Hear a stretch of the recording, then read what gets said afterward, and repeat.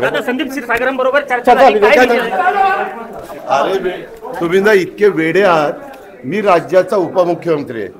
तो विरोधी पक्षाचा जरी आमदार असला तर त्याच्या शहरामध्ये 21 दिवस पाणी नाही प्यायला.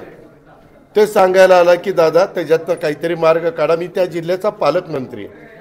आता पालकमंत्री असल्यानंतर लोकप्रतिनिधी येणार ना, भेटणार ना. आम्ही पण विरोधी पक्षात असताना चंद्रकांत दादा पाटील पालकमंत्री होते, मी जायचो, भेटायचो.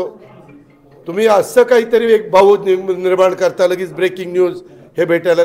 अरे एवढ्या मोठ्या शहराला 21व्या दिवशी पाणी जातं आणि तातडीची गरज म्हणून तो मला शोधायला इथं आला. आणि आम्ही जेवत असताना त्यांनी मला सांगितलं आणि मी तिथनं आता फोन केलेला आहे. मार्ग काढायचा प्रयत्न माझा चाललेला.